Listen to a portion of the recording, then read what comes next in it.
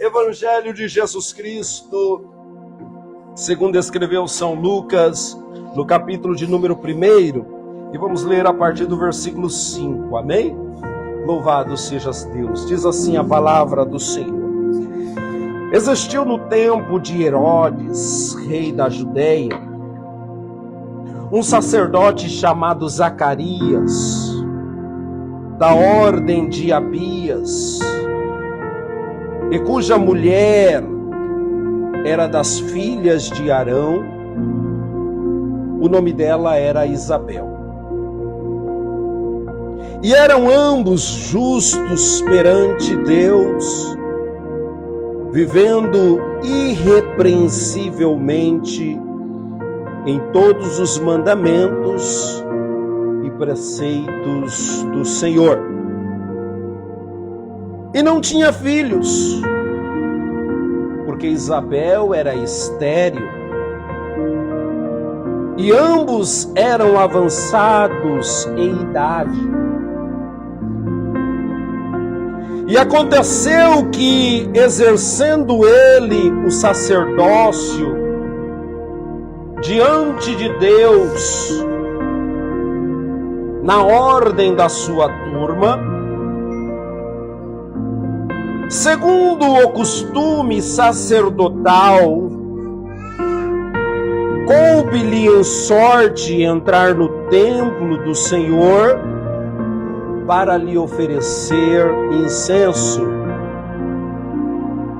E toda a multidão do povo estava fora, orando a hora do incenso. Então o anjo do Senhor lhe apareceu,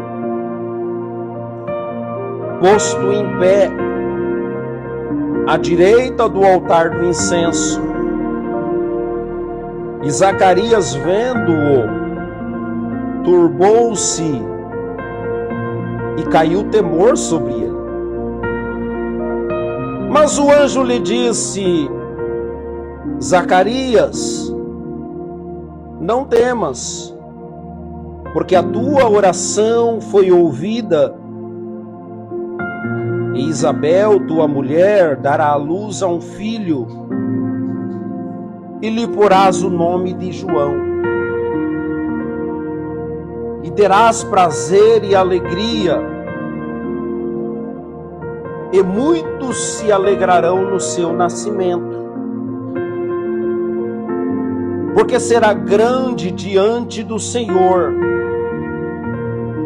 e não beberá vinho, nem bebida forte, e será cheio do Espírito Santo, já desde o ventre de sua mãe.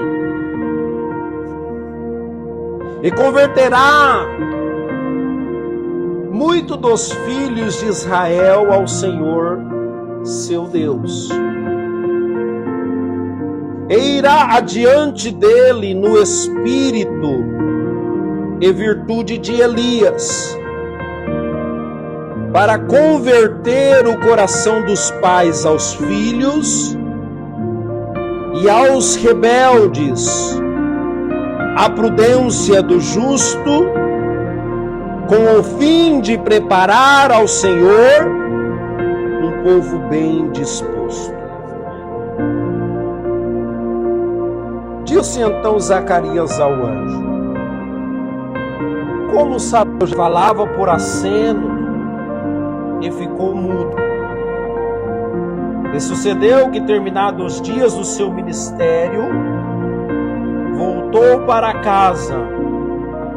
E depois daqueles dias, Isabel, sua mulher, concebeu.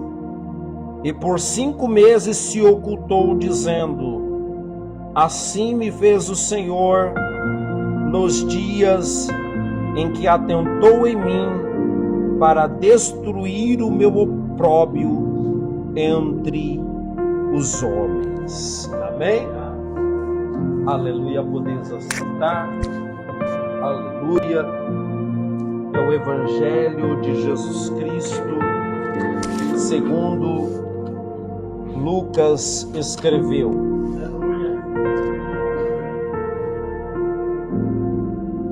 Lucas, ele era um médico, meus irmãos. Jesus os escolhera, Jesus os chamara para ser um dos seus discípulos.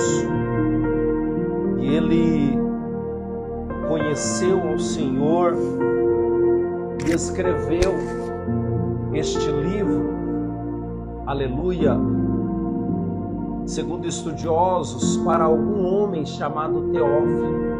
Se você ler o comecinho aí do livro de Lucas, a parte que nós não lemos, no capítulo 1, ele está falando, ele está dedicando, aleluia, ao excelentíssimo Teófilo. Então ele escreveu este livro, essas explicações para este homem que provavelmente seria um homem muito importante, um homem muito grande da época. Só que Lucas, ele relata, ele conta todos os acontecimentos de Jesus. E Lucas, ele se difere, meus irmãos, nos evangelhos, só a nível de, aleluia, para nós ficarmos conhecendo melhor a Bíblia. Ele se difere dos outros escritores do Evangelho de Jesus Cristo, porque cada um deles tem uma característica em, aleluia, narrar, em dizer os fatos que aconteceram a respeito do nosso Senhor e Salvador Jesus Cristo.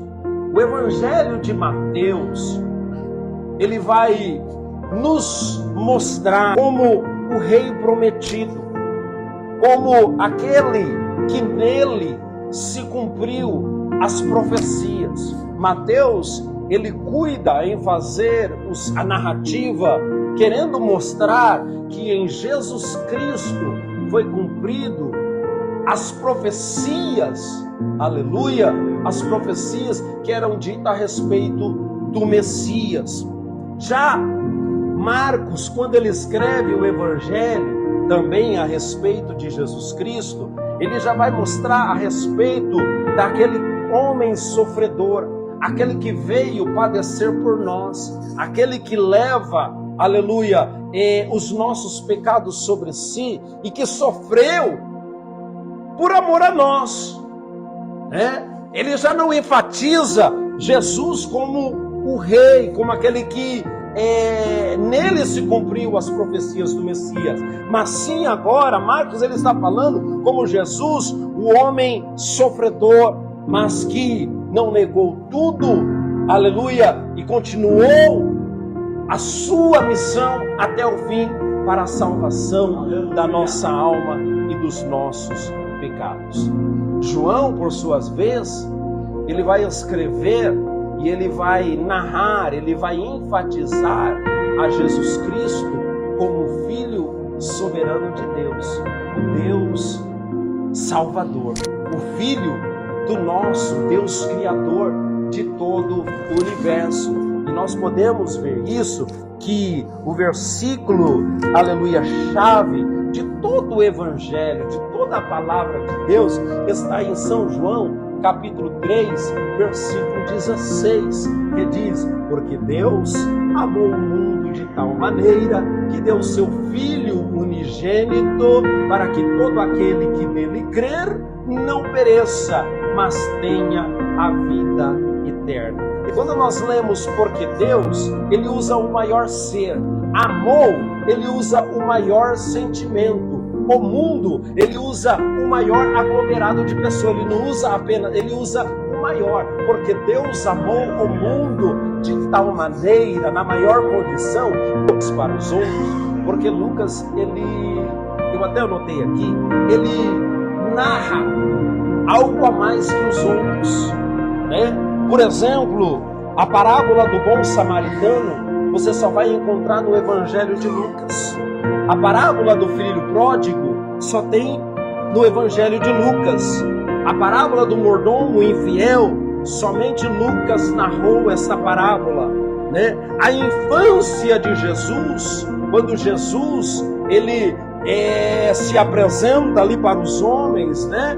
Aleluia, que ele vai da Galileia, ele sai de Nazaré, vai para Jerusalém, e ali ele fica. Só vamos encontrar no Evangelho de Lucas. E esta passagem também que nós acabamos de ler, a respeito de Zacarias e de Isabel, nós vamos encontrar somente Lucas. Aleluia. É certo que, como diz a palavra de Deus, se eles fossem escrever todos os atos de Jesus Cristo, não caberia livros que caberia os contos, as narrativas do que é que Jesus tinha feito. Mas nós vemos que Lucas, ele se detalhou mais para que nós viéssemos conhecer. E aqui ele está narrando no capítulo 1, a partir do versículo 5, o nascimento deste homem, do profeta, aleluia, João Batista. João Batista, ele nasceu. Vamos observar que a palavra de Deus diz que Zacarias, ele era um sacerdote. Então ele tinha a sua função sacerdotal no templo, né? Ele era da ordem de Abias. O que seria esta ordem de Abias? Se nós lemos lá no Antigo Testamento, lá quando Davi ele constrói o templo, ele separa os turnos sacerdotais em 24 grupos. E esses 24 grupos, eles tinham a função de manter o templo, o sacrifício, manter o templo do Senhor, aleluia, em serviço, em exercício. E então, cada pessoa, cada grupo, tinha o seu turno para estar, aleluia, executando a sua obra na casa de Deus. Que então, de tempo em tempo, esse turno era trocado. Então saía um grupo e entrava um outro grupo, e assim continuamente o fogo ele ardia sobre o altar, né? E eu vi esses dias e achei interessante que, aleluia, a palavra de Deus ela diz que no templo do Senhor, né, quando Salomão ele faz, né, aquela oração, e até mesmo depois, quem acende o fogo foi o Senhor Deus, né? Mas quem tinha que manter o fogo aceso era o sacerdote. Ou seja, quem acende o fogo em nós que somos templo do Senhor é o Senhor. Mas quem tem a função de manter o fogo aceso, a chama ardendo continuamente sobre o altar, somos nós. A lenha, quem tem que colocar todos os dias ali, era o sacerdote que tinha que pôr para que o fogo ele não se apagasse. Então Zacarias ele era da ordem de Abias, né? Então, observe, sacerdote. Para ser sacerdote, tinha que ser da linhagem de Levi, né? De Arão, de Levi, certo? Da tribo de Levi, de Arão. E Arão, observe, e cuja mulher era das filhas de Arão. Então o casal era da descendência de Arão. O casal era da descendência dos levitas. Você está entendendo? Só que tinha um problema. A palavra de Deus diz que, antes do problema, ele diz o seguinte, que eles eram justos, eles eram irrepreensíveis em todos os mandamentos e preceitos do Senhor. O casal da descendência de Levi, de Arão, tanto Zacarias quanto Isabel, eram irrepreensíveis dos mandamentos e na lei do Senhor, porém ela não tinha filhos, porque Isabel era estéril. É interessante que muitas vezes pode acontecer isso na nossa vida, né? Às vezes nós podemos dizer, não que vamos nos achar, mas às vezes nós podemos falar com Deus e dizer, Senhor, eu tenho procurado andar em sua presença irrepreensível. Eu tenho procurado andar em sua presença da melhor maneira, com toda a minha força, da melhor forma que eu posso viver. Mas a bênção que eu quero receber, o Senhor não me dá. Quando você olha para Zacarias e para Isabel, estava mais ou menos nessa condição, não é? A Bíblia diz que eles eram irrepreensíveis nos mandamentos e nos preceitos